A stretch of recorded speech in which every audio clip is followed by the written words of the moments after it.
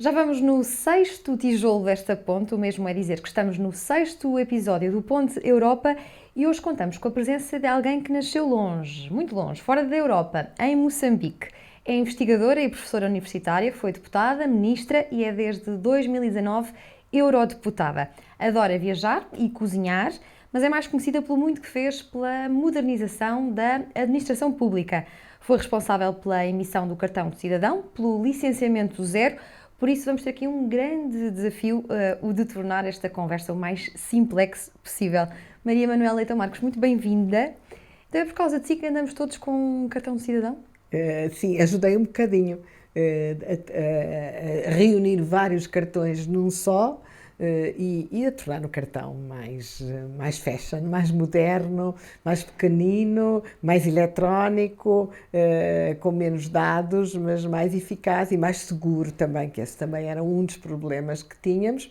Foi talvez dos projetos mais difíceis de fazer, parece que é muito fácil, basta... Agora que está feito parece fácil, não é? Parece muito fácil, mas por trás do cartão, e mais importante até, enfim, para nós é fácil, é ter um cartãozinho só em vez de ter muitos, mas por trás daquele cartão foi preciso limpar e organizar todas as bases de dados da saúde, da segurança social, o registro civil e torná-las um palavrão que na altura era um palavrão, mas hoje é algo que dizemos todos os dias no Parlamento Europeu, torná-las interoperáveis, ou seja, comunicando umas com as outras, mas sem que cada uma conheça os dados que estão na outra. Portanto, a saúde não sabe se eu paguei ou não os meus impostos e os impostos não sabem se eu sou doente ou sou saudável, para explicar assim de uma forma simples. E ainda guarda os velhinhos bilhetes de identidade?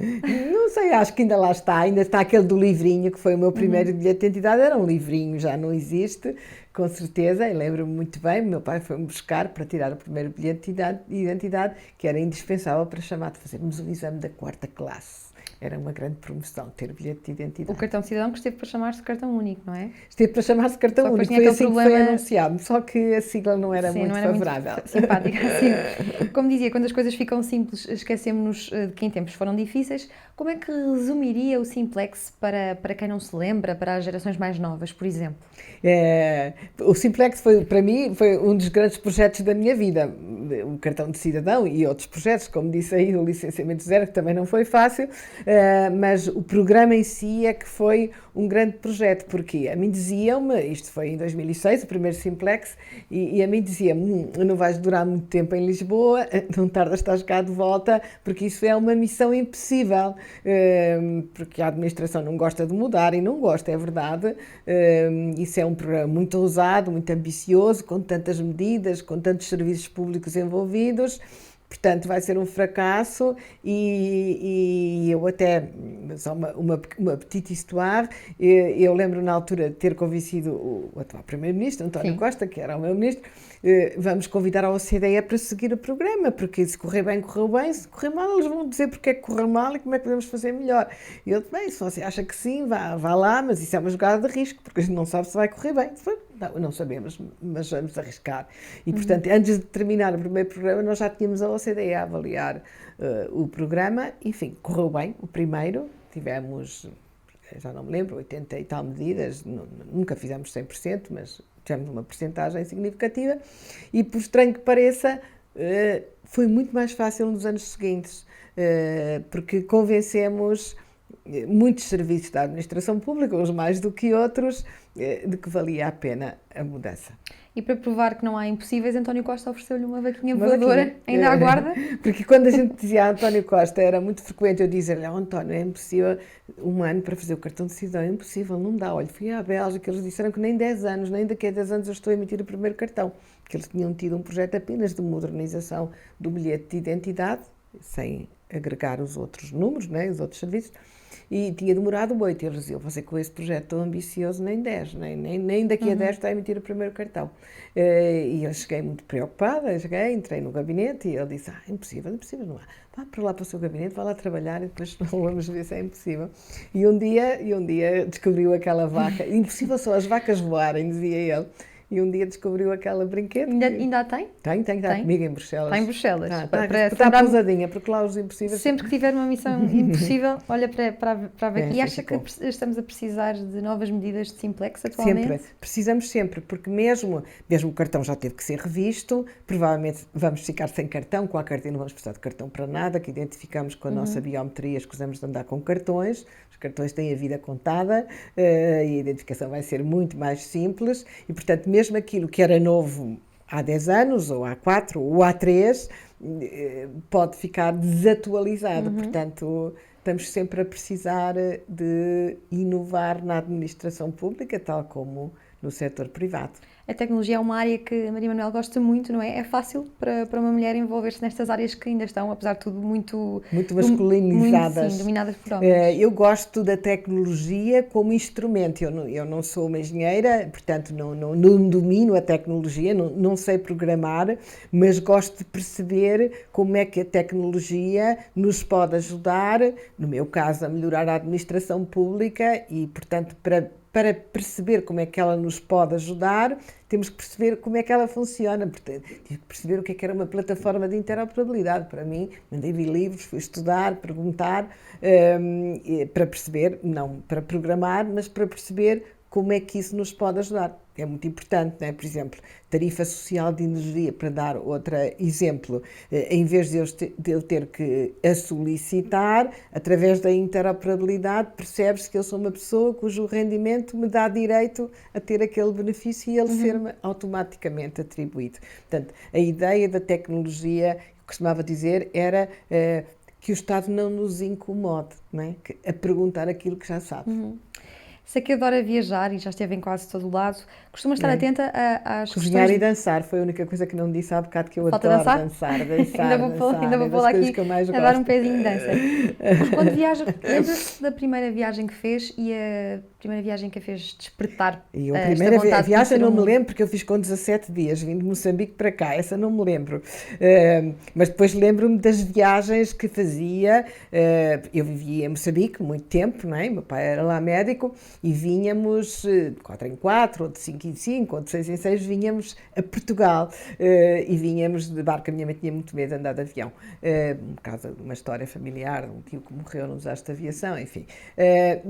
Então lembro-me, para mim foram as primeiras grandes viagens, era muito engraçado porque as regras mudavam quando passávamos o Equador, a gente dizia a brincar.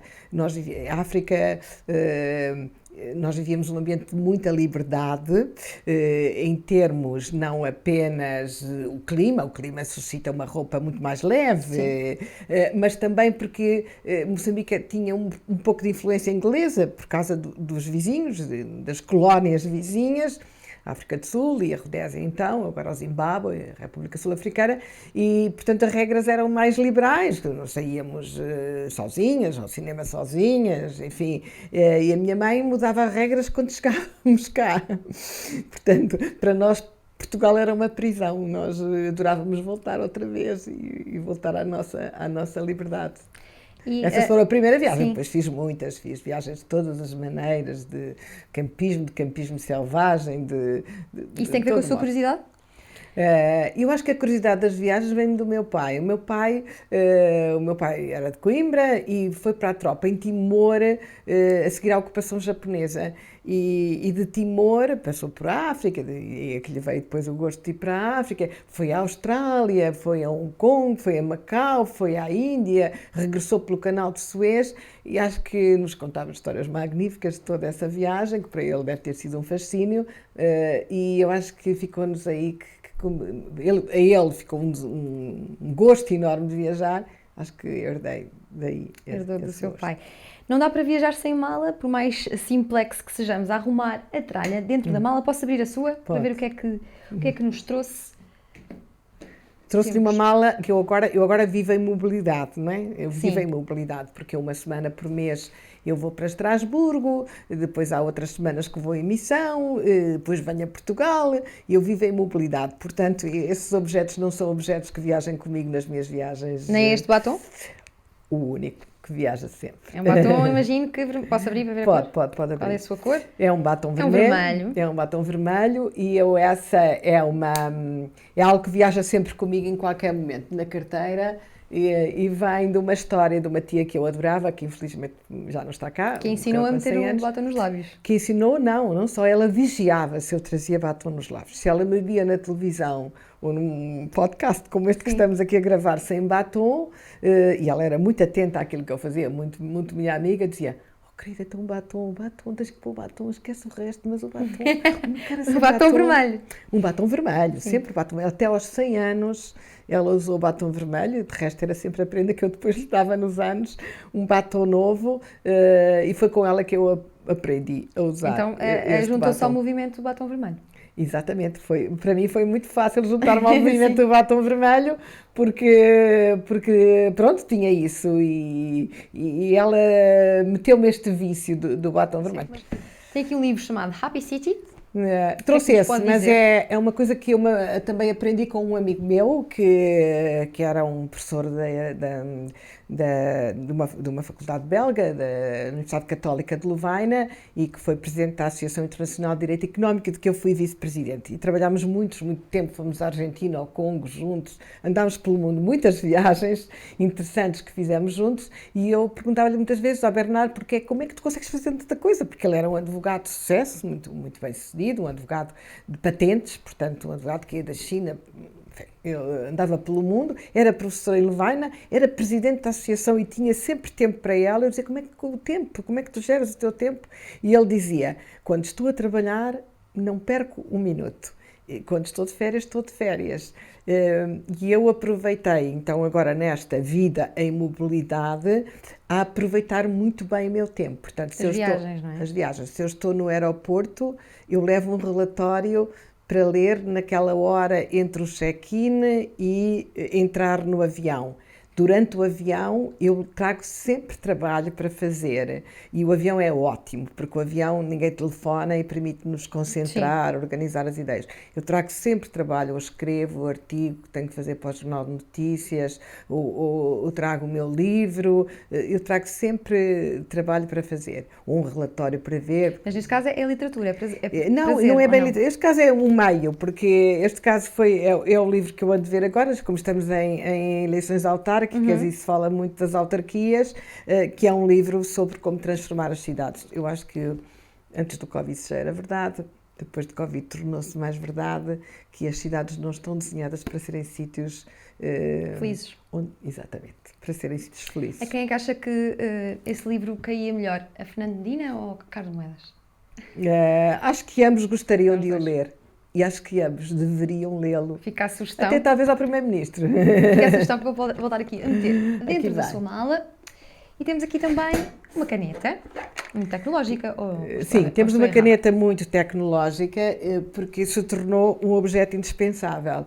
Quando saio do gabinete, eles perguntam: leva a caneta? Porque eu voto muitas vezes em mobilidade. Ou porque o voto e eu já estou... Agora, isto é um objeto que eu só comprei durante o Covid. Sim. Porque antes votávamos dentro do plenário, ou votávamos nas salas. E agora votamos com isto, não é? E eu assino com a caneta. Se eu não levo a caneta para assinar, lá se vai o voto. Só funciona no tablet? Só funciona no tablet ou no telemóvel. No telemóvel, muito bem.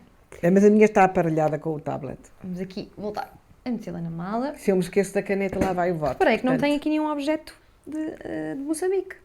Não tenho. E o último objeto que eu queria referir são as sapatilhas de que me tornei fã. Para as viagens é o melhor calçado. Não tenho sapatos. Para viagem, para os aeroportos e até no Parlamento. Se formos agora contar, cada vez há mais pessoas que andam no Parlamento de sapatilhas, porque se anda tanto entre uma sala e outra. Nasceu em Moçambique e sei que foi algo que a marcou muito. Viveu em Moçambique até que idade? Até aos 16. Até aos 16. Que memórias é que tem de Moçambique? Pois, tenho aquelas memórias que lhe disse. Tenho a memória de uma vida muito mais livre. Eu tenho muitas amigas e amigos que ficaram dessa época. Tenho a memória do cheiro a terra, que em África é um cheiro muito frequente, porque chove no verão e a terra está muito seca e de repente chove e emanam um cheiro muito interessante. Tenho a memória do espaço, que não, parece que não tem limite, e naturalmente das águas quentes das praias, que isso são inesquecíveis. São mesmo. Já lá voltou? Depois Volto muitas vezes, já lá voltei em trabalho, já lá voltei de férias, já lá voltei até para colocar a primeira pedra numa avenida que deram com o nome do meu pai. Volto com muita frequência e tenho saudades de voltar. Portanto, agora não vou lá desde 2016, mas estou A mortinha sul a coisa para está mais voltar. pacífica, mas a norte nem tanto, não é? Pois é, Preocupa? e a norte, por acaso, talvez é um paraíso. O norte é um paraíso, exatamente naquela zona que agora está muito complicada, ou seja, o distrito de Cabo Delgado. É lindo no continente e é lindo no mar. E gosta de ler Miyakoto? Já leu os livros Sim, dele? gosto de ler Miyakoto e gosto muito de ler, leio muito livro de viagem em África e leio muitos livros de história africana, porque, enfim, tenho sempre aquele desejo e aquela angústia de perceber como é que podemos ajudar melhor. Uhum. Agora vamos aqui apressar o ritmo, vamos entrar numa rubrica de respostas rápidas. Eu vou-lhe fazer perguntas e rápidas e vou querer respostas também elas rápidas e vou pedir à Maria Manuel que olhe ali para aquela câmara, esta aqui, enquanto responde. Estrasburgo ou Bruxelas? E eu, Estrasburgo. É lá que tem o Parlamento a sede. Por mim mudava para lá sempre. Bélgica ou Portugal? Portugal. Portugal ou Moçambique? Portugal, sim, eu sou portuguesa, sou Portugal, sem dúvida. Europa ou África? Europa. Eurodeputada ou ministra? Ministra. Eurodeputada ou professora? Difícil, porque não é comparável. Se professora é sempre o que eu sou. Sim. Entre eurodeputada e ministra, mas me gostava de dizer porquê. Eu gosto mais do trabalho executivo. Gosto muito, aprendo muito, é intelectualmente muito mais desafiante ser eurodeputada, porque lá todos os dias se discute o top com todo o conhecimento. Mas falta aquele gostinho de fazer, o gostinho de executar. Sim. E uma viagem de sonho que ainda não fez? Isso tenho várias, mas eu já fiz as grandes viagens de sonho. Mas se pudesse escolher agora um país... Já subi a Ana Pitch, já fui a Angkor Wat, que eram duas coisas que eu tinha assim no meu desejo, na minha lista. Portanto, enfim, se morresse agora, espero que não, poderia dizer que já satisfiz muitos dos meus desejos de viagem, mas naturalmente gostava de ir à Guatemala, gostava de ir ao sul da Índia, estava quase para ir quando veio o Covid, mas já fiz muitas viagens. E que país é que não gostava de ir, nem que lhe pagassem? Olha, eu isso não digo, sabe porquê? Porque sempre que eu dizia isso quando tinha que ir de serviço e mandavam até na universidade, agora tenho que ir, eu dizia, não, mas é mesmo aquele país que eu não quero ir visitar. No caso foi a Argentina, mas era só Buenos Aires. Não, aquela cidade meio europeia, assim, a fingir de europeia, não tenho interesse nenhum em ir por lá. Porque é que não mandaram para o México ou para outro sítio qualquer? Mas depois vinha de lá fascinada. Portanto, eu acho que eu gosto tanto de viajar que eu adoro aprender. Mas ia para o Afeganistão ou para a Coreia do Norte? Ia, sim, claro. O que é que ia fazer no Afeganistão e na Coreia do Norte? Olha, no Afeganistão ia ver como é que resistem aquelas que lá ficaram, que é uma coisa que, se me mandassem a missão para o Afeganistão, eu ia amanhã.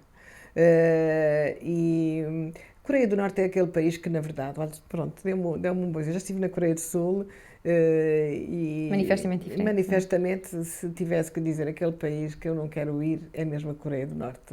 Acho que foi um bom exemplo. Nada me fascina lá e do ponto de vista paisagístico.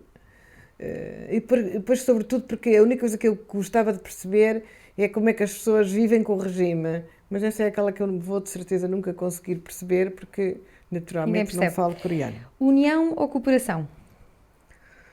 União. E se não pudesse votar no PS, em qual destes dois partidos votaria? No LIVRE ou no Bloco de Esquerda? No LIVRE. Porquê? Porque é mais parecido com o PS. É mais parecido. E é mais livre. É mais livre. Eu sou muito pouco de trotskismos e de marxismos e de, assim, de... coisas mais radicais, não é? Não, já fui. Já fui do MES, não é? Mas fui do MES quando ele não era tão radical. Fui do MES sampaísta. PAN ou PCP? Pois, tenho que escolher entre os dois, PAN, claro. PAN. E Iniciativa Liberal ou CDS-PP? Iniciativa Liberal, se tiver que escolher entre os dois. E porquê? Apesar de tudo, eu acho que a ideia liberal, não levada ao radicalismo, é uma ideia que faz parte da democracia. E que lembra Moçambique, não é? Que era os seus tempos Não, mais a livres e liberdade é que me liberais. menda, a liberdade individual, a Sim. liberdade pessoal, a liberdade de... Abrandamos aqui o ritmo para falar Mas de... isso também existe no PS e no LIVRE, não é? Talvez já não exista tanto no PCP ou no Bloco. Eu sou um pouco dessas. Abrandamos aqui o ritmo para falar de uma área em aceleração, a tecnologia. Quais são as áreas que mais lhe interessam dentro da tecnologia? Mais aquelas que possam transformar. Agora interessa muito... A cibersegurança, não é? A cibersegurança interessa muito porque acho que é uma condição da confiança na tecnologia, não é? Aquela coisa técnica mais aborrecida, que falamos menos, mas é uma condição sine qua non de nós confiarmos na tecnologia, porque se não confiarmos que aquilo que estamos a escrever, que os dados que estamos a partilhar, que a forma como estamos a usar não é seguro ou não produz um resultado seguro, nós não vamos usar. É por isso que o voto ainda não é eletrónico, porque nós ainda não temos segurança suficiente. E quando é que será o voto eletrónico? Tem alguma ideia? Não sei quando será, há muita discussão, participei muito nessa discussão. Repare, nós hoje confiamos no sistema eleitoral e se não confiarmos temos possibilidade de ir lá contar os votos todos em frente de toda a gente, de tal modo que esteja garantido que o resultado foi aquele mesmo. Um sistema eletrónico tem que pelo menos garantir isto. O sistema eletrónico tem outro problema, mas eu acho que esse é ultrapassável, que é garantir a confidencialidade do voto. Quando falo em sistema eletrónico, não é aquele de eu votar no iPad, mas na Assembleia Eleitoral. Sim. É mesmo aquele que eu posso votar em mobilidade, em qualquer lado de minha casa, como faço tantas coisas hoje com o meu telemóvel. E é sobre esse que também se põe o problema da confidencialidade e da liberdade, ou seja, que aquela pessoa votou livremente. Portanto, é por isso que os sistemas eleitorais têm tido dificuldade não é por causa da tecnologia, não é que não haja tecnologia, pode não haver tecnologia que garanta confiança no sistema e, na verdade, não se pode pôr em causa a confiança naquilo que é a base da democracia, que é o voto. E na cozinha também usa tecnologia como a Bimbi ou é tudo à mão? Não, na cozinha uso pouco a tecnologia. Ouvi dizer que é uma cozinheira extraordinária. Como foi a sua tia que a ensinou? Quem é que... Foi a minha mãe que me ensinou também. A minha família, toda a gente adora cozinhar e comer, portanto é ótimo, porque é para gostar de cozinhar temos quem gosta de comer, não é? E eu acho que a cozinha é assim, é uma mistura, é criativa, permite a imaginação, a mistura. Eu gosto muito de comer coisas diferentes, por viver em Moçambique. Come de tudo um pouco. Come de tudo, eu adoro provar tudo. Eu, por viver em Moçambique aos 9 anos, eu ia com o meu pai às festas de uns e de outros, perceber porque é que uns eram vegetarianos e os outros não eram, porque é que num sítios havia galinha e nos outros só havia vegetais, por causa perceber através da comida a diferença entre as pessoas. Habituei-me a provar coisas picantes muito pequena. E gosta de picante, portanto, então? E gosto imenso de cozinhar. É uma das minhas cozinhas preferidas, é fazer a comida indiana, ou comida, enfim, de algumas partes da Índia, porque ainda é um mundo. E que prato rápido é que faz quando tem muita pressa? Faço pasta. Pasta? Quando tenho muita pressa. E o mais sofisticado, quando tem tempo? Isso faço, exatamente. Faço cozinha indiana que faço de véspera, que é mais exigente, mais sofisticada. Para o picante apurar Ou também? então faço um prato moçambicano, que é o meu prato, as pessoas que gostam muito lá em casa. Faço berinjelas com camarão, que demora imenso, mas é uma coisa. Também faz com leite sobremesas? de coco. Faço, mas gosto mais de cozinhar, não sobremesa. Nunca vai cozinhar fastigada? Nunca fica entediada? Não a chateia? Talvez não, porque também não tenho que cozinhar por obrigação, porque Sim. quem tem que cozinhar por obrigação, não sei, nunca tive que cozinhar por obrigação. Em Bruxelas come-se bem? Em Bruxelas come-se bem e mal, depende onde Depende come. do sítio. Sim. A Maria Manuela Leitão Marques lançou o Geração No, um programa de formação para quem quer aprender mais sobre o projeto europeu. Como é que surgiu esta ideia e como é que tem sido executada? Olha, essa ideia surgiu de uma grande preocupação.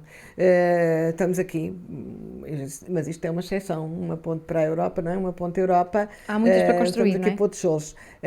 Nós temos um problema. a União Europeia é indispensável para a nossa segurança, para a nossa competitividade, para o conhecimento, para a ciência, para a geopolítica. É incontornável e nós até precisamos de mais união. Por isso é que eu escolhi a união. Não precisamos de mais de cooperação, nós precisamos de mais união. Precisamos de ter mais fortes nos nossos laços. Mas é algo que é muito distante das cidadãs e dos cidadãos e por isso é fácil crescerem formas de populismo e nacionalismo anti-europeias, porque as pessoas beneficiam, mas não sabem que beneficiam. Há muita coisa invisível no benefício, há muita coisa que damos por adquirido e pensamos que é nacional e é europeu. E nós não conseguimos. Eu já participei diretamente, porque fui candidata numas eleições europeias e também já participei noutras como cidadã, e nós não conseguimos passar essa mensagem. Quem faz Erasmus com certeza tem essa ideia de que é um programa europeu, mas é uma minoria que faz Erasmus, até porque as bolsas são curtas e não permitem a pessoas que não tenham rendimento, que é um problema, poderem ir para Erasmus.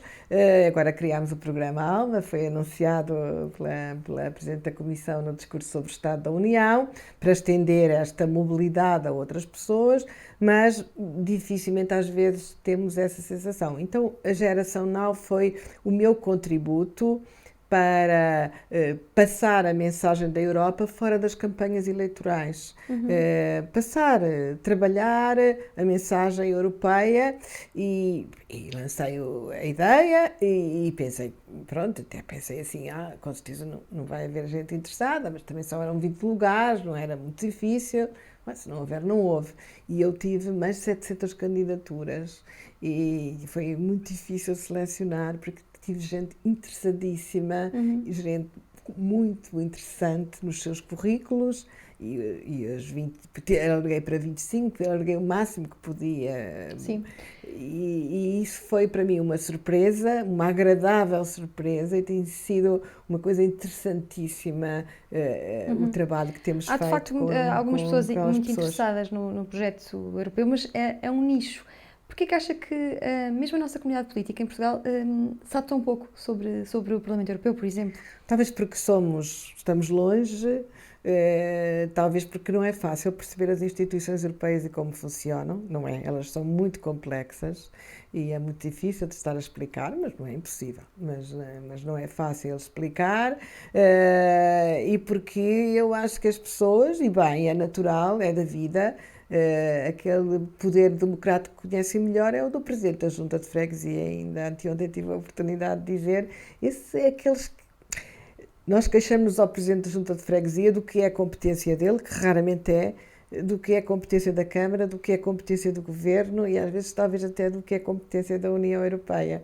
E portanto o que nós temos que fazer é essa ligação, é perceber, é trazer a Europa para a freguesia. A Maria Manuela Leitão Marques sabe o que se passa na Europa e sabe o que se passa em Portugal, mais em concreto. Como é que se informa? Qual é a sua relação com órgãos de comunicação social? Vê tudo no tablet? Ainda vai às bancas comprar jornais? Eu adoro jornais. Eu confesso que não resisto. Não vou aqui fazer publicidade nenhuma, não é? Mas eu não confesso. Não há assim uma publicação que olha, por exemplo, o Economist, eu assino em papel. Eu gosto de levar a revista no avião e a ler, mas também a tenho aqui, mas o Economist eu assino em papel. Eu, em Portugal, compro sempre um semanário, que dá a ver qual é, não é? Embora eu assine em papel, mas eu trago o saquinho do papel e às vezes não resisto a comprar o Público, que é o meu jornal, ou o JN, ou o Diário Notícias. E redes sociais, usa muito? Uso também. Qual é a sua preferida? E vejo aqui, muitas vezes, eu uso o Facebook, uso o Twitter, naturalmente, o Instagram, mas uso menos o Instagram que as outras duas. E o TikTok, não? Não. Pronto, não tenho essa, não, confesso que não. Estava a brincar com isso. Sei o que é, já lá fui, tenho curiosidade de ver porque é que tanta gente usa, disse que gostava de dançar, é uma rede para dançar. Pois é, mas eu gosto de dançar, O que gosta de dançar? Eu gosto de dançar tudo, mas eu gosto de dançar tudo, gosto de dançar samba, gosto de dançar, eu gosto de dançar. Mas é uma autodidata ou teve aulas de dança? Não tive, mas hei de ter, porque estou sempre para ir para as aulas de dança. Eu tive aulas de música, eu já toquei bem 4 instrumentos, toquei piano, toquei muito bem acordeão, depois toquei viola clássica e depois toquei flauta. E a música infelizmente perde-se, a gente deixa de Se não tocar, praticar, não sim. praticar. Mas eu hei de voltar a tocar. Eu hei de voltar a tocar, que eu adorava tocar. E dançar, eu aproveito sempre quando vou. Eu gosto mais de dançar no Sul, eu gosto de dançar em África e no Brasil, porque Sofreu com a porque são pandemia, tudo muito mais. fechado. Pois, tudo fechado, mas dançar sempre foi, desde muito pequena, aquela coisa que eu faço, e também tocar, é verdade que também tocar, que eu faço horas a fio sem nunca me sentir cansada, o que significa que me dá uma energia, que a energia se renova, Sim, porque sim. senão Dizem que é sentia-me o melhor cansada, desporto não é? para a A boa energia disposição. renova-se, pronto, E é por isso que está em forma, faz desporto? ando a pé e não faço tanto como devia. O que é que gostava de fazer até ao fim deste mandato no Parlamento Europeu? Olha, gostava de continuar a trabalhar nos dossiês. Eu sigo muitas questões de inteligência artificial, além da cibersegurança, porque essa é que me fascina mesmo.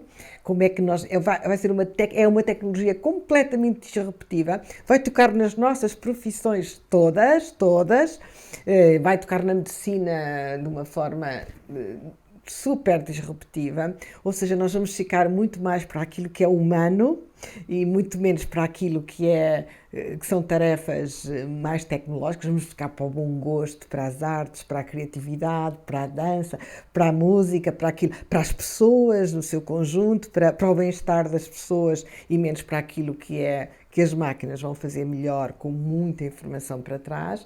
Portanto, essa é a parte que eu sigo desde a primeira hora que estou no Parlamento e que quero continuar a fazer. Sabe que eu gosto muito de estudar e gosto muito de aprender coisas novas. Portanto, qualquer dossiê, eu costumo dizer à minha coordenadora, qualquer dossiê difícil daqueles que ninguém quer, cibersegurança, ninguém quer, dê para mim.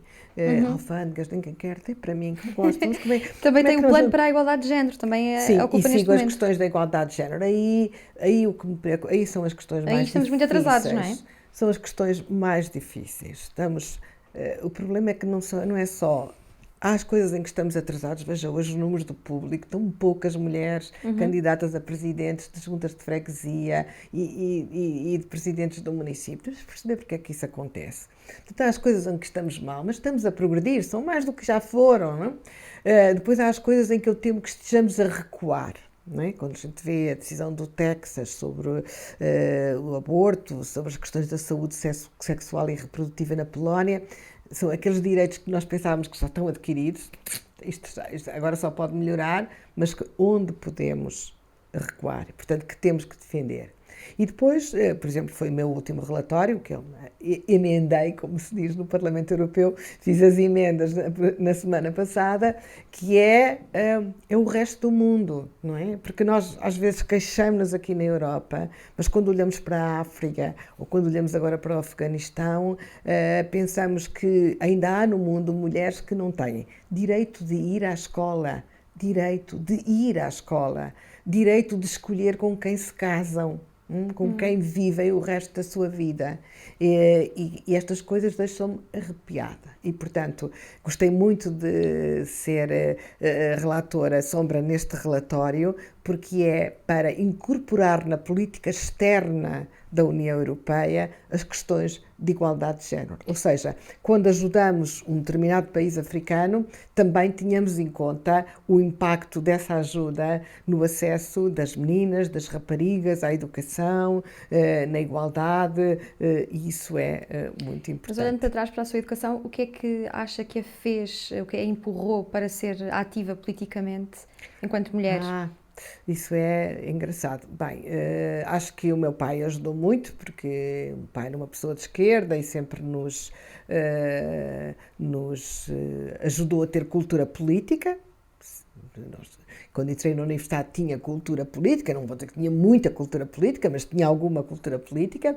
Depois eu fiz a universidade também num ambiente muito ativo, foi uma universidade pós-1969, em que, enfim, É certo que havia muita gente cinzentona, mas eu era muito ativa. Eu, no primeiro ano, desafiei o professor a sair da sala para elegermos a comissão de curso. Era um grande risco, porque na altura havia PIDE, não é?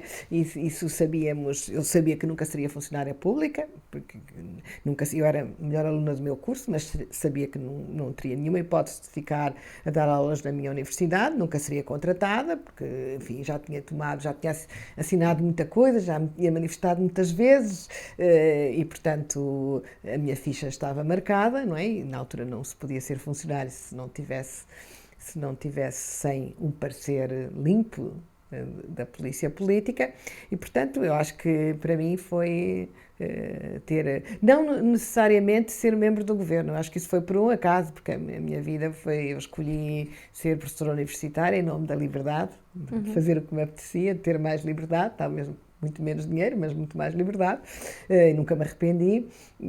Para a política eu vim assim por um mero acaso, não é? E resistindo a vir, resistindo, eu tentei não vir, mas depois adorei. Carimbambo, Maria Manuel Leitão Marques, Carimbambo, obrigada pela disponibilidade, continuo com esse entusiasmo e vou fechar aqui a mala porque vai dar-lhe jeito para as viagens.